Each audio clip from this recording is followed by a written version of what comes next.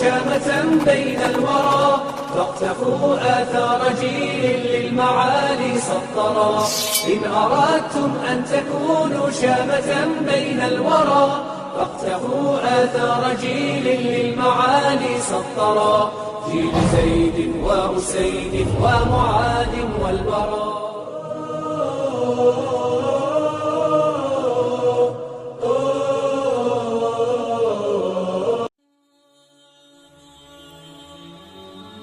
Rumaysa bint al-Milhan, plus connue sous le nom de Sulaym. Au passage, si tu attends une fille et que tu cherches un prénom pour elle, je te propose Rumaysa, le nom de cette sahabiya, cette femme pieuse qui a connu le prophète sallallahu alayhi wa sallam. Et le prophète sallallahu alayhi wa sallam avait l'habitude de venir chez elle et elle aimait le servir. Et le prophète sallallahu alayhi wa sallam aimait sa compagnie. Toute sa famille était musulmane, originaire de Médine, et ont accueilli le prophète sallallahu alayhi wa sallam lorsqu'il a émigré chez eux, ont été à son service et au service de l'islam. Ils ont servi la cause. Et la jeune Rumaysa a grandi dans cette ambiance. Malheureusement, elle a fait une erreur que beaucoup de femmes font, c'est de se marier avec un homme qui n'est pas à la hauteur, qui est musulman avec la langue, mais dont le cœur suit ses tentations et ses passions, et qui n'est pas un amoureux du dîn. Elle allait à la mosquée, elle assistait au cours du prophète sallallahu alayhi wa sallam, et lui était un alcoolique anonyme faisant semblant d'être musulman. Il était devant la télé pendant que elle était à la mosquée, et elle étudiait pendant que lui était au café. Et ils avaient ensemble un fils qui s'appelait Anas ibn Malik, qui est devenu un des plus grands savants que cette Ummah n'a jamais connu. Un jour, elle est rentrée à la maison, après avoir participé dans les assemblées d'apprentissage du prophète sallallahu alayhi wa sallam. Elle est allée à la rencontre de son mari et lui a dit: aujourd'hui, je te ramène une nouvelle qui va te déplaire. Et lui, il lui dit: tu n'arrêtes pas de me ramener ce qui me déplaît de ce nomade, c'est-à-dire ce clochard là, qui vient de la Mecque et qui est venu s'incruster dans notre ville. C'est ça ce que ça veut dire, ce nomade, cette personne qui a même pas de maison. Et Sulaym lui dit: ce nomade là dont tu parles, Allah s.w.t. l'a élu, et il l'a choisi, il l'a fait prophète. Il lui dit: bref, quelle nouvelle tu me ramènes? Elle lui dit: le vin, il a été interdit. Alors Malik, son mari, lui dit: ceci signe la séparation entre toi et moi. Ça je peux pas accepter. Je n'abandonnerai pas l'alcool pour toi. Je préfère divorcer avec toi plutôt que de divorcer avec mes passions. Mon frère, ma sœur, si tu as un mari ou une femme qui préfère suivre ses passions plutôt que de faire des efforts pour préserver votre entente, autant se séparer et chacun fait sa vie. Alors il l'a divorcé et il est parti. Il est parti vivre au Cham, là où il mourut non musulman. Il préfère fuir sa ville natale, quitter sa famille, plutôt que montrer son vrai visage aux gens. Et un autre homme qui s'appelait Abu Talha, qui lui avait déjà des vues sur Sulaym, a attendu que sa idda, son veuvage, prenne fin et est parti la demander en mariage. Mais elle lui dit: tu n'es pas quelqu'un que l'on refuse parce que c'était quelqu'un de riche, mais moi je ne peux pas.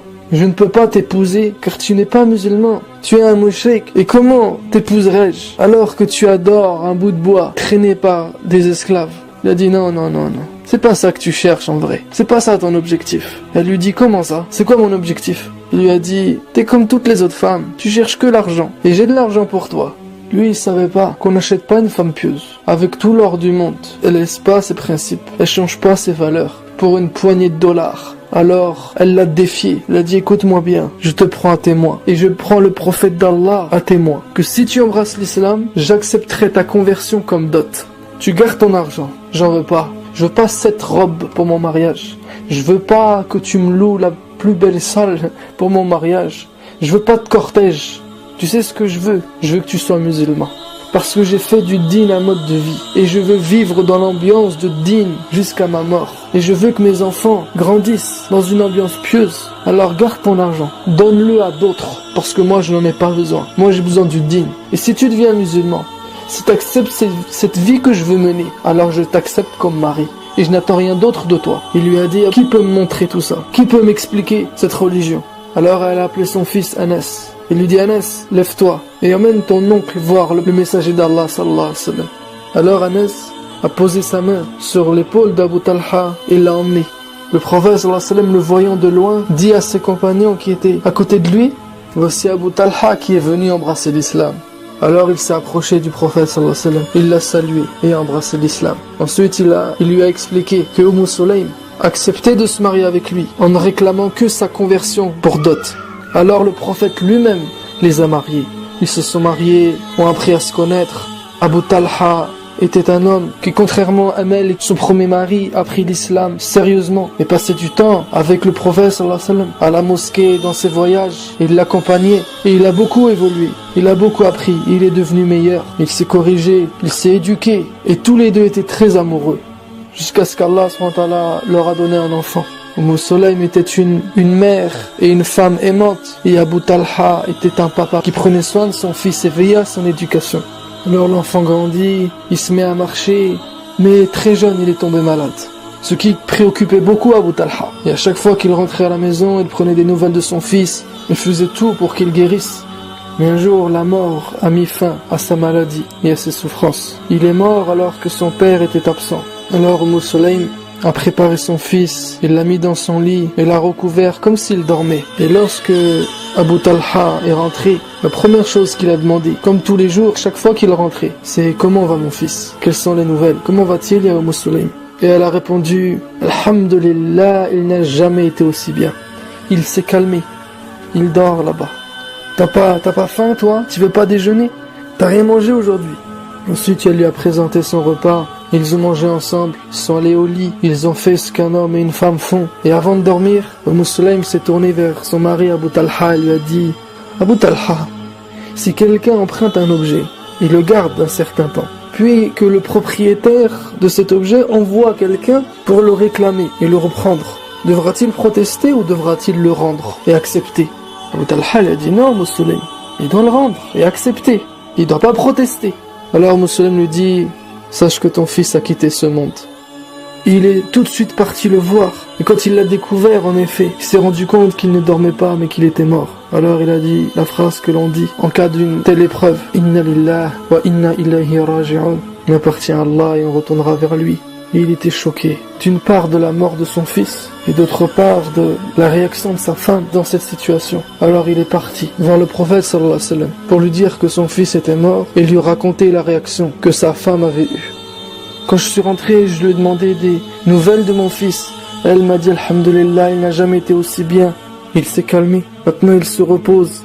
Et elle m'a présenté mon repas et on a mangé ensemble. Puis on est allé se coucher et c'est là qu'elle m'a dit « Abu Talha, que penses-tu d'une personne qui emprunte un objet et dont le propriétaire le réclame? Est-ce qu'il doit protester ou est-ce qu'il doit le rendre ?» Et je lui ai dit « Non, il doit le rendre sans protester, il doit accepter. » Et là elle m'a dit « Ton fils a quitté ce monde, alors accepte-le, patiente et espère la récompense d'Allah. » Le prophète sallallahu alayhi wa sallam écoutait son histoire avec attention et une fois qu'il a fini, il lui a dit « Par celui qui m'a envoyé avec la vérité, Allah subhanahu wa ta'ala a envoyé un nouvel enfant dans son utérus pour la récompenser de la patience qu'elle a eue pour la mort de son enfant. » Et ensuite il a dit « Lorsqu'elle accouchera et que vous couperez le cordon, ne le faites rien manger jusqu'à ce que vous me la ramenez. » Une femme, lorsqu'elle accouche, après des mois d'attente, après toute la souffrance et les difficultés et les douleurs de l'accouchement, la première chose qu'elle veut faire, c'est de prendre son enfant et de le serrer contre elle, de sentir sa peau contre la sienne. Mais Sulaym, la première chose qu'elle a fait, une fois que son fils est né, elle a dit « Anas, obéis à l'ordre du prophète sallallahu alayhi wa sallam et emmène-lui. » Alors Anas l'a pris dans ses bras et l'a emmené au prophète sallallahu alayhi wa sallam. Le prophète sallallahu alayhi wa sallam l'a pris et a amené 3 dattes, l'ajwa, des dattes de Médine. Il a enlevé leur noyau, il les a mâchés, il a ouvert la bouche de l'enfant et il les a mis dedans. Ainsi, la première chose qui est rentrée dans l'estomac de cet enfant, ce sont ces dattes de Médine mélangées à la salive du prophète sallallahu alayhi wa sallam. Et le prophète sallallahu alayhi wa sallam a fait dua pour lui, pour qu'Allah le bénisse et le fasse bienfaisant et pieux. Et Sulaym a laissé au prophète sallallahu alayhi wa sallam le droit de lui donner un prénom. Et il l'a nommé Abdullah. Et Abdullah a grandi, est devenu un jeune pieux, s'est marié, a eu des enfants, 9 enfants qui étaient tous hufaz al-Qur'an.